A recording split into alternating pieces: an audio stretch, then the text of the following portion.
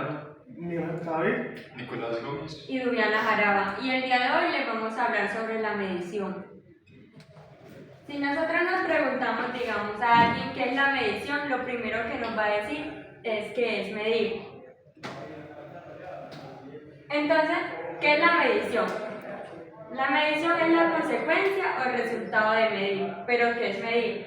Medir es comparar un objeto con otro objeto patrón. Entonces, digamos, tenemos este lapicero, de lo que vamos a hacer es que este es el objeto que vamos a medir y este es el objeto patrón. Entonces lo vamos a ubicar aquí. Digamos cuántas veces cabe el objeto patrón en el objeto que estamos midiendo. De ahí que el resultado que nos daría entonces sería la medida, que en este caso cabe 3 y un poquito más. Entonces, el valor que se le asigna a esa medición es la medida. De ahí que Norman Campbell nos dice que la medición es la atribución de números a propiedades para representarlas. Es decir, que por lo menos nosotros en nuestra vida cotidiana usamos lo que son las 3 en punto. Entonces, ¿a qué propiedad le estamos asignando el valor numérico? A la hora. O que la tonelada de carbón cuesta 500.000 pesos y hemos comprado 2 toneladas. Entonces le estaríamos atribuyendo ese valor numérico a la tonelada. Pero entonces, ¿qué son los números aquí? Si bien sabemos que los números han sido como un concepto controversial, que muchas veces muchas personas lo toman como un concepto primitivo, que es un concepto que no está definido en un contexto determinado. Pero aquí entonces tenemos que los números a veces significan un mero nombre, símbolo o valor. O a veces significan propiedades de un objeto, como lo que estaremos nombrando en este caso. Y ahí que nosotros nos quedamos entonces con la definición de Stern en el 1951, que nos dice que asignar números o símbolos o valores a las propiedades de los objetos, de acuerdo con la regla. ¿Por qué nos quedamos con esta definición? Porque, digamos, la medición es como una forma particular de observación en la cual le asignamos un valor numérico, un símbolo o valores a esa propiedad que observamos. Porque no a todas las propiedades le podemos observar un valor numérico. Entonces, digamos, tenemos el mismo lapicero. Al lapicero le podemos ver cuántas partes tiene, cuántas se divide. A eso le podemos asignar un valor numérico. Pero otra propiedad, o bien llamada como lo conocemos coloquialmente, característica, que sería entonces la tinta del color. Ya a eso no le estaremos asignando un valor numérico, sino digamos un color que sería azul en este caso. Continuando, nos encontramos con 3 principios de las reglas de conteo. El primero es el principio de correspondencia. Por ejemplo, si 2 conjuntos de objetos tienen el mismo número que un tercer conjunto, entonces al comparar los 2 primeros conjuntos entre sí también tendrán el mismo número. Donde especialmente vemos como este principio de correspondencia en los supermercados. ¿Por qué en los supermercados? Porque allí encontramos la misma cantidad de productos que tienen la misma unidad, como por ejemplo lo que son los sacos de papas. Si yo compro un saco de papas y lo llevo para mi casa, pero si yo me encuentro en la tienda y cuento cuántas papas hay en un saco, que es el mismo saco que compré en la tienda, puedo identificar cuántas papas me lleve hacia la casa sin la necesidad de tener que llevar el saco que tengo en mi casa hacia la tienda, o viceversa, tener que comprar otro saco y llevarlo a mi casa para ver cuánta cantidad de papas hay. Otros ejemplos que lo podemos evidenciar en este principio es si en una estante de 8 vasos y 8 platos, estos ambos tienen el mismo numérico que un tercer conjunto de 8 tazas. Entonces, al comparar los vasos y los platos entre sí, también tendrán el mismo número. La mayoría de ejemplos, estos son algunos otros ejemplos que se logró sacar ahí para que ustedes lo comprendieran y lo leyeran. Espero que cuando vean este video lo logren identificar y podamos como también realizar otros tipos de ejemplos. Uno tercero, por ejemplo, es una biblioteca, hay 10 revistas y 10 periódicos y ambos tienen el mismo numérico que un tercer conjunto. Eso quiere decir que, por ejemplo, 10 libros. Sin necesidad de comparar, de volver a contar cuántos periódicos hay acá en este estante o en cuántos revistas hay en este, pues sabemos que cada estándar está con una unidad de 10. El segundo principio es principio de la adición, pues nos comenta de que si empezamos con un conjunto A de objetos y le agregamos sucesivamente un conjunto B de objetos, cada estándar está con una unidad de 10.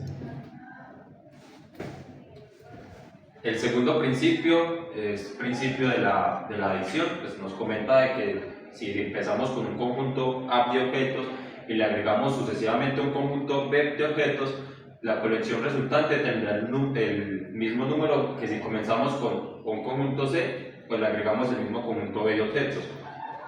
En este principio, especialmente, no importa el orden en que usted agregue las cosas, siempre va a dar la misma cantidad. Como por ejemplo, si usted tiene una caja 5 naranjas y le agrega 5 manzanas, vamos a tener 10 frutas como tal. O viceversa, si usted agrega primero 5 manzanas y luego 5 naranjas, vamos a tener igual 10 frutas. Aquí no importa como tal el objeto, sino que importa es la cantidad que suma cada uno. Por ejemplo, tenemos una caja con 3 manzanas y luego le agregamos otra caja con 4 naranjas. Lo mismo pareció el ejemplo que estábamos ahí. Entonces tendremos en total 7 frutas. Acá no importa si son naranjas, manzanas o si por ejemplo tengo 5 naranjas y meto una naranja, luego una manzana y luego otra naranja, así viceversa. No importa en qué orden las metamos, siempre vamos a tener un mismo resultado. Esto es independiente de si primero sumamos manzanas o luego naranjas o al revés o así sucesivamente como en desorden, eso no importa. Tenemos otro ejemplo, si un restaurante ofrece 3 tipos de entradas y 4 tipos de platos principales, el número total de combinaciones posibles y entradas y platos principales será el mismo sin importar en qué orden contemos primero. Si contamos primero los platos o si contamos primero las entradas, ¿cierto? Siempre va a dar la misma cantidad. Por último, tenemos el principio de la correspondencia de la adición que nos dice que si dos colecciones, una mayúscula y una minúscula, tienen el mismo número y otras dos colecciones, B mayúscula y B minúscula, tienen también el mismo número, entonces al sumar las colecciones A mayúscula con colección B, tendremos el mismo número que al sumar la colección A minúscula con colección B minúscula. Para explicarlo mejor,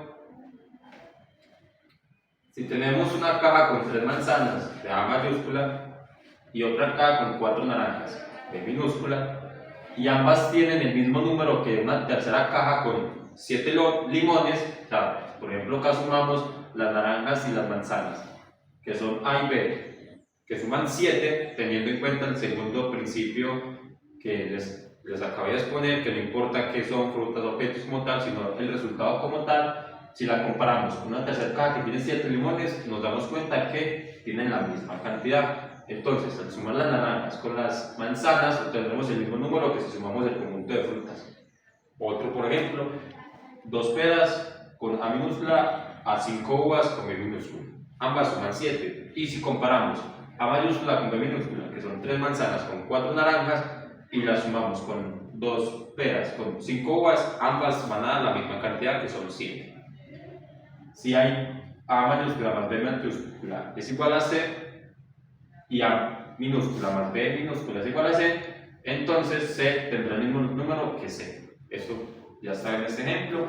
Aquí podemos tener otro ejemplo como tal. Si una tienda hay 10 camisetas A y 7 pantalones B y ambos conjuntos tienen el mismo número que una tercera colección de 17 pares de calcetines, pues solamente acá cambian más los objetos, pero tienen el mismo orden. ¿Listo? Y por último, pues esta es la tercera regla, ahí están las 3 redundancias. Entonces, entramos a las leyes de medición. En este apartado logramos entender que en el mundo físico, o todos los fenómenos físicos pueden ser medidos, pero para distintos fenómenos existen distintas formas de medirse, ¿no? Realmente no existen unas leyes de medición que determinen o que caractericen la posibilidad de ser medido o no de un fenómeno, pero se entiende que teniendo unas unidades específicas o unas unidades necesarias podemos medir cualquier tipo de fenómeno. Claro está, en la física constantemente están viendo distintas ramas de estudio, hay muchísimos fenómenos que aún no pueden ser medidos, pero se presume que cualquier fenómeno sí se puede llegar a medir. De hecho, no solo existen este tipo de características que miden o que pueden lograr medir distintos fenómenos, sino que además esas características tienen que tener una serie de propiedades. Por poner un ejemplo, digamos una balanza nos puede servir. En la física constantemente están viendo distintas ramas de estudio, hay muchísimos fenómenos que aún no pueden ser medidos, pero se presume que cualquier fenómeno sí se puede llegar a medir. De hecho, no solo existen este tipo de características que miden o que pueden lograr medir distintos fenómenos, sino que además esas características tienen que tener una serie de propiedades. Por poner un ejemplo, digamos una balanza nos puede servir para comparar el peso de dos objetos, o no necesariamente dos objetos, pero sí podemos comparar el peso con respecto a ambos platos. Si la balanza está mal construida, como puede ser que tiene una de sus varillas más largas que la otra, una de sus cuerdas más largas que la otra, el peso de uno de los platos, que es quien sostiene a los cuerpos, es mayor o menor, eso va a afectar esta medición, pero eso ya entra en esas características del método en el que medimos. Vamos a ver. Aquí tenemos un ejemplo. Esta es la significación fundamental de la propiedad de ser un número. Esta propiedad es algo que aumenta por adición. Ninguna propiedad que no coincida con el número en este punto puede vincularse íntimamente al número y medirse según el esquema descrito hasta aquí. Las unidades que pueden llegar a medir con los números tienen que tener una serie de características para poder llegar a medir con los números. Pero no podemos llegar a medir distintos fenómenos, como lo puede ser los colores, con un número de la misma manera en la que estamos hablando en ese sentido, que puede llegar a ser una cantidad. Entonces, es diferenciar los fenómenos y diferenciar las características que determinan la posibilidad de ser medido o no. Ahora, en multiplicación, es bastante sencillo. Vamos a decirlo de esta manera. Entendemos que existen distintos algoritmos de multiplicación y división, ¿no? Porque entendiendo la multiplicación, sabemos de que la división refiere al mismo proceso. Pero, aunque en la realidad o en la cotidianidad podemos utilizar el algoritmo de la multiplicación simplemente refiriéndonos a unas tablas de multiplicar, realmente podemos representar la multiplicación y la división a partir de construcciones de experimentos físicos. ¿Cómo puede llegar a ser? Imaginemos que tenemos una colección de distintos objetos, pero todos los objetos cumplen una misma característica, como lo puede llegar a ser el peso. Tenemos 10 objetos en el que cada objeto de la misma característica tiene 5 kilos. ¿Qué pasa? Ahí podemos hacer un ejercicio de multiplicación basados en nuestro algoritmo más común, que son las tablas de multiplicar, que sería qué cantidad de peso tiene toda la colección. En este caso, ¿cuánto sería? 10 por 5. Pero, de manera física, podemos en una báscula poner cada uno de los objetos que tienen la misma característica del peso y darnos cuenta de que a partir de ese experimento también podemos llegar al resultado de la multiplicación. Este por un lado para la multiplicación. ¿Qué podemos proponer para la división? Preguntarnos si tenemos una colección de 10 objetos y sabemos el peso total de la colección, ¿cuánto debe pesar cada objeto? Claro está, presumiendo de que cada objeto tiene el mismo peso, cumple la misma característica. En este caso, la característica que utilizamos para el ejemplo es el peso, pero esa característica puede variar, puede ser el volumen, puede ser la densidad. El objetivo es simplemente el utilizar una característica que relacione a todos esos objetos y a partir de ahí, haciendo el experimento físico, podemos llegar a la multiplicación o la división. Bueno, muchachos, aquí ya entramos con el concepto de medición derivada. Como pueden ver, la medición derivada consiste más que todo en atribuir cifras o propiedades representadas de manera específica al proceso fundamental de la medición. Es un producto de una investigación científica. La medición derivada va más allá guiada a las funciones de densidad o de viscosidad de un líquido. Vale. Para eso tenemos una importancia de la dependencia. La dependencia del proceso garantiza que siempre haya unas cifras fundamentales que me determinen el objeto y qué tanto índice de densidad quiero medir. En el objeto sólido, como la superficie líquida o esta término viscosa. También esto de la dependencia permite obtener información significativa sobre los cuerpos a lo que le atribuimos este tipo de propiedades. No sé si se ve muy bien, igual vamos a subir las diapositivas con el video, que vean aquí que es un corchito, un tronco de madera y una bola de hierro. Como pueden ver, la densidad del corcho o que madera no es superior al líquido que tenemos en el barrio. En ese ejemplo sería la bolita pues. También en la bola de hierro podemos ver que su densidad, producto de una medición derivada con referencia al agua, es mucho mayor, por eso se hunde. Seguimos con las propiedades medibles por la medición de derivación. Las propiedades medibles son la densidad, la conductividad térmica, la viscosidad, entre otras. Pero como pueden ver, siempre son guiadas a mirar un cálculo o una propiedad, permitirnos dar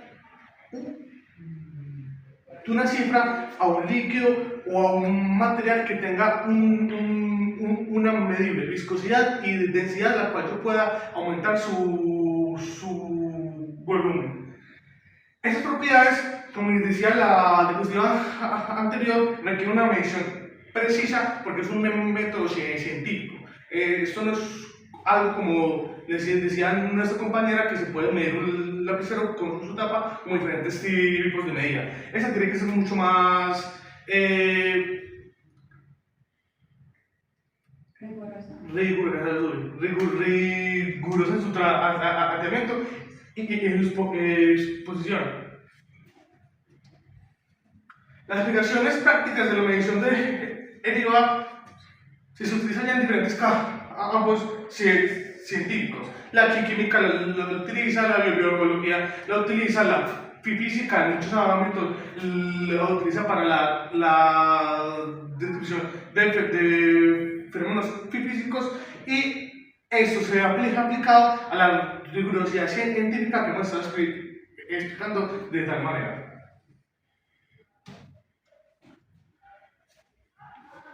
Aquí tenemos ya un tema seguido del orden unificado de las cifras. Las cifras solo representan propiedades en un orden característico. Como pueden ver aquí, al chico caminando con un flow violento, está siempre en un índice de conteo: 1, 2, 3, 4, 1, 2, 3, 4, y le da una guía conductiva y una cifra característica al movimiento que él está haciendo, le da un orden específico. Este orden se utiliza para todo, para la vida diaria, para organizar información. El orden está en una compra en la tienda, como ese compañero ejemplo, en una medición simple de un lapicero. El orden está en que usted tenga las cosas en su pieza o en su computador de una manera específica, de cuáles a usted le faciliten esa manera de verlo así. Seguido de esto podemos entrar a las numéricas y la arbitrariedad en la medición. ¿Por qué decimos arbitrariedad de la medición? La medición a veces es muy densa o muy difícil de salirse de sus patrones por sus propiedades ya específicas. Hay magnitudes que yo puedo convertir, pero no puedo cambiar. Por eso decimos que la arbitrariedad de la medición siempre está presente en los diferentes ámbitos. Esto aplica mucho más a la medición derivada, puesto que es una relación científica que tiene que ser con más rigurosidad. También podemos decir diferentes propiedades y reflejar cifras en este orden. Para simplificar las cosas, siempre hay un orden específico de los fenómenos físicos, el cual nosotros, con la ayuda de estas herramientas, utilizamos para seguir. Entonces llegamos a por qué es importante la medición. Entonces nosotros nos marcamos en dos preguntas, que es por qué es de tan vital importancia el proceso de medición y por qué nos interesa tanto el atribuir cifras a propiedades para representarlas. Entonces nos interesa tanto atribuir estas cifras porque de cierta manera la medición es la que nos permite distinguir muy fácilmente o detalladamente entre propiedades diferentes o muy parecidas, así como ocurre de pronto con la densidad entre el hierro y el plomo, teniendo que, digamos, el plomo es más denso que el hierro, pero no tan denso como el oro. Entonces la medición verdadera es de importancia tan vital para la ciencia porque es esencial para el descubrimiento de leyes. Si bien tenemos que, digamos, la medición es importante para atribuir esas propiedades como ocurre con el volumen, con el proceso fundamental, o con la densidad, con el proceso derivado, como les había explicado mi compañera anteriormente. O entonces, digamos, ¿qué ocurre aquí? Tenemos que ya estos son unas leyes, pero entonces a partir de esas salen otras leyes que hacen referencias a ello. Entonces, digamos, una nueva ley sería que el volumen es proporcional a su peso, o que la densidad de cierta manera afecta al flotamiento o el hundimiento de los cuerpos, como se les había explicado en el ejemplo. Y ahora le vamos a mostrar cómo nuestra actividad, que es mediante Google Earth, que es un aplicativo que lo podemos descargar en nuestros celulares o también podemos tener acceso en la web. Entonces en este caso nosotros lo buscamos en la web, entonces nos sale esta pantalla, le damos aquí donde dice ejecutar. Entonces digamos, aquí nosotros vamos a buscar lo que queremos medir. En este caso nosotros vamos a medir ciertas partes de la Universidad de Antioquia, que es nuestro campo de estudiamos. Digamos, tenemos aquí, lo que vamos a medir nosotros es el perímetro o el área de la cancha. Entonces le damos acá que es como la opción de medir. Entonces, ubicamos aquí.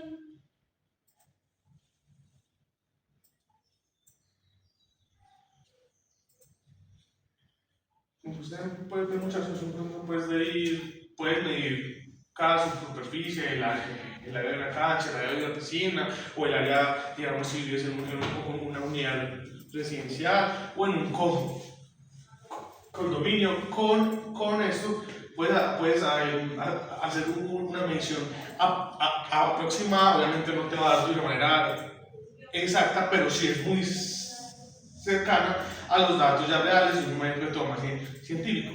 Es más que todo para que tú vayas viendo qué se puede lograr. Como pueden ver, te da el perímetro y el área de la cancha. Con esto podemos hacerlo con la piscina, con las canchas de tenis, con el coliseo, con tu facultad. Y el chiste es que ustedes mismos puedan integrar esto a sus necesidades o a sus gustos. Incluso también pueden como comparar en el sentido de buscar medidas que haya en internet en algún sitio como tal, y aquí desde la página puedan ingresar, ir a ese sitio y comenzar a señalar, como lo hizo la compañera, para buscar como esa medición exacta que aparece en Google. ¿Listo? También es como otra forma de uno poner en práctica cómo estar resolviendo ahí y haciendo la medición.